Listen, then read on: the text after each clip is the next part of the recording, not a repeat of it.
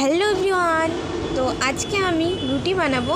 আর একটা কথা কি জানো, আমি জীবনে অনেক কাজ পারি। তো আমি 3-4 বছর থেকে রুটি বানাচ্ছি, তাও হচ্ছে প্রপারলিভাবে রুটি বানাতে পারি না। এটাই আমার জীবনের সবচেয়ে বড় সমস্যা। তো না পারি হচ্ছে আটাটা ভালো করে মাখতে, জল বেশি হয়ে যায় বা কখনো হচ্ছে জল কম হয়ে যায়। তো জল বেশি হওয়ার কারণে রুটি হয় শক্ত শক্ত, ফুলে না। আর হচ্ছে জল কম হওয়ার কারণে হচ্ছে রুটি হচ্ছে বেলাই যায় না। তো আজকে হচ্ছে জল হচ্ছে একটু হচ্ছে বেশি হয়ে গেছে।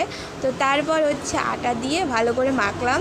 তো ফাইনালি হচ্ছে আটাটা ভালো করে মাখতে পেরেছি। তো এই যে আমার আটা মাখা হচ্ছে কমপ্লিট। তো এইবারে হচ্ছে আমি এখানে স্টোভটা জ্বালাই নিলাম।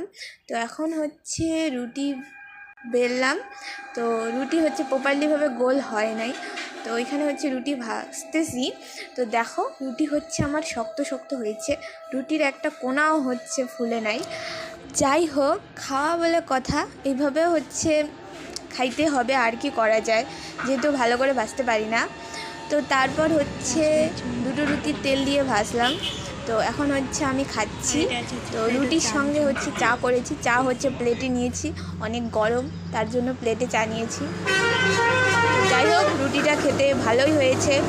তো ভিডিওটা তোমাদের সঙ্গে এখানেই শেষ করতেছি। টাটা সবাইকে।